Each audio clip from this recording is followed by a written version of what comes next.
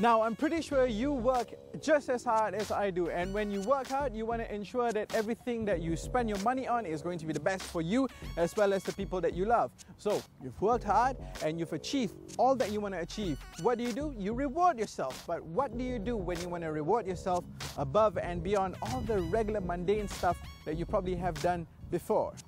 Enter the Ferrari California T. Now, this is the entry-level Ferrari, but it doesn't dilute the fact that this is your dream painted red. Let's go for a test drive in this hot new baby.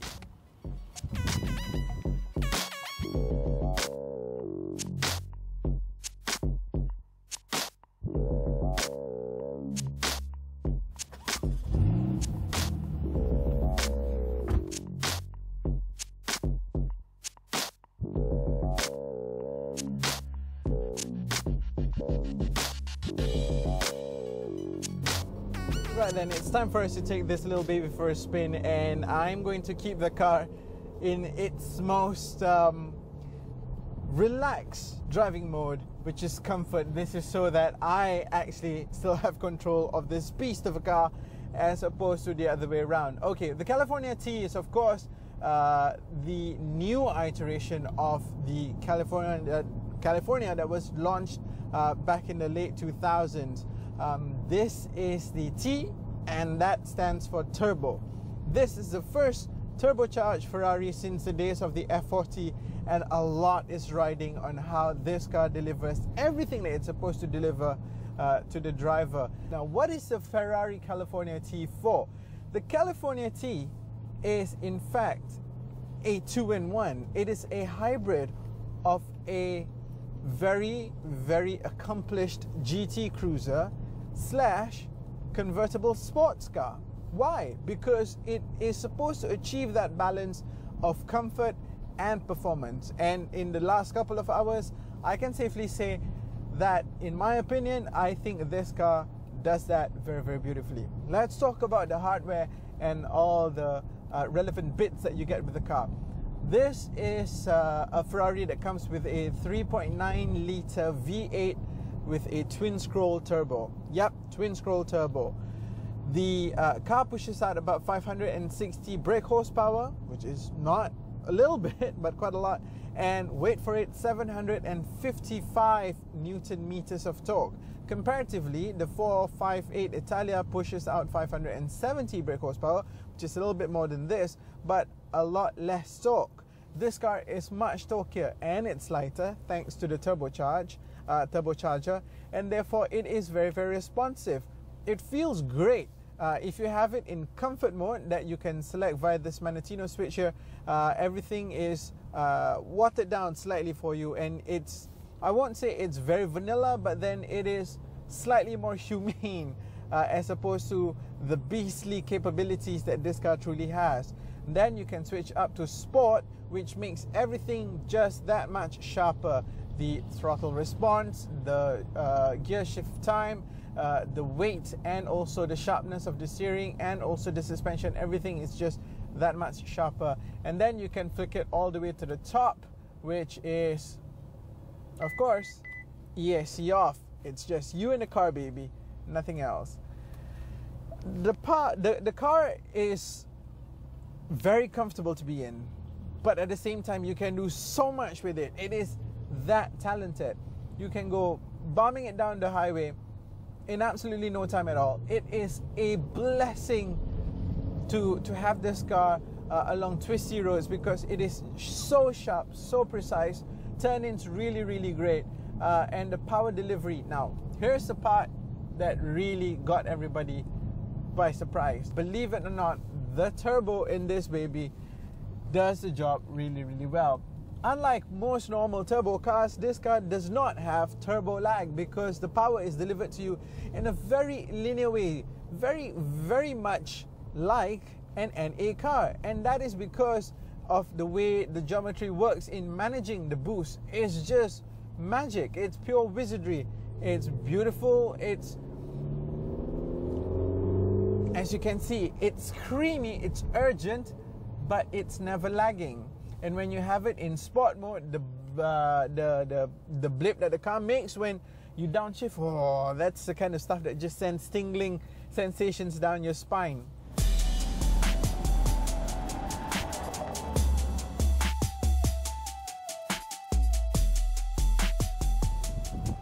Okay, so the improvements are all not just mechanical, it is also cosmetic. First up, the grille is now definitely different. The mouth has 3 prominent slats going across, and it is that much more garang looking. And then you've got remember in the old car you had the hood scoop? It's now gone. It is now replaced with this single line and 2 vents, which makes it look cleaner. The headlamps have also been changed because it now follows the new design language. It is now swept back and positioned over the front fenders, and the DRLs also double as the signal lights. Then as we move to the side, you will see that the 3 horizontal slats are now gone, replaced with a single vent over here, which again looks to me much better. And at the back, this is the main difference, and my favorite part about the cosmetic change, the stacks of exhaust is now gone, replaced with slightly more conventional but also handsome horizontal exhaust pipes. That's quad exhaust, and also you've got a completely new bumper configuration, which just makes the car look even more svelte. If you're looking at the wheels, this car comes with the optional 20-inch forged steel wheels. The original standard issue is 19-inch, but the ceramic brakes are standard. However, the gold calipers, that's something you have to spec up yourself lah. How about the inside? That's new too. Alright then, welcome to the new and improved California T and its popping roof. Alright, here we go. Now this new mechanism, which is improved from the old one, basically cuts the time down to about 14 seconds. Basically, this is the cockpit of the California T. There are a lot of new elements here, but the most notable one would be the steering wheel. Now this new steering wheel is now in line with the rest of the Ferrari family, especially the 458, where you have everything on the steering wheel as opposed to on stocks. Now this is supposed to improve your driving sensation, and it makes everything that much more well, accessible. You've got the Manatino switch there, the engine start there, the suspension decoupler, and of course the left and right indicator buttons are here. I know it looks weird, but you know, after some time you will get used to it. The pedal shifters are column mounted as opposed to steering mounted, and the reason is very simple. You never really want to shift a gear when you're taking a turn, so you're straight up and you're lined up, then only you shift a gear. And then the central column, or rather the central panel over here, is one of the major differences between the one now and the one before, because gone is the 3V configuration. And in its place you will find something similar to what you'll find in the F12 and in the FF, a straight row of the reverse auto and launch control buttons right here in the middle. You've also got this turbo indicator over here, which is standard unit, and it's very cool because all you need to do is step on the bezel and it will rotate between the turbo boost and the clock and la-di-da. So this is a pretty cool party trick. The control, the instrument cluster over here is slightly more unique compared to the other Ferraris because you maintain the analog speedometer as well as the rev meter, and in all the other Ferraris you will get something digital. The seats are thinner and you save a little bit of weight on this, but apart from that, everything else is just true proof of bleh, you know, it's Ferrari. You've got your cup holder, and you've got another compartment over here, and you've got a couple of compartments here and there. You do get 2 back seats, but then you've got to be midgets to be sitting at the back, so it's really mostly for shopping. But then hey, this is a comfortable place to be in. You want to be by the beach, and not only is it comfortable, but it's a Ferrari. Quality, needless to say, is top-notch, and smell the Italian leather.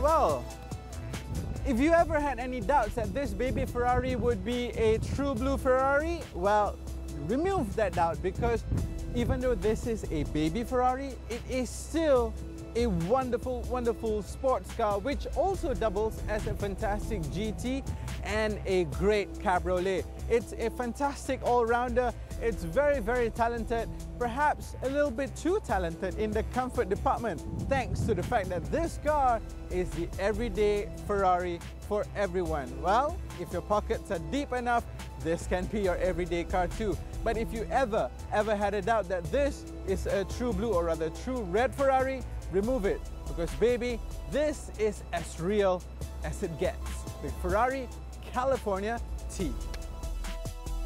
Now we hope you have enjoyed that Ferrari special. Next week, we test drive the latest Merc C-Class as well as a pair of spunky Kawasaki's. Don't forget to catch us on www.astrawani.com. Also, send me your comments at Dino Omar on Twitter and at DinoFuel on Instagram. Laters!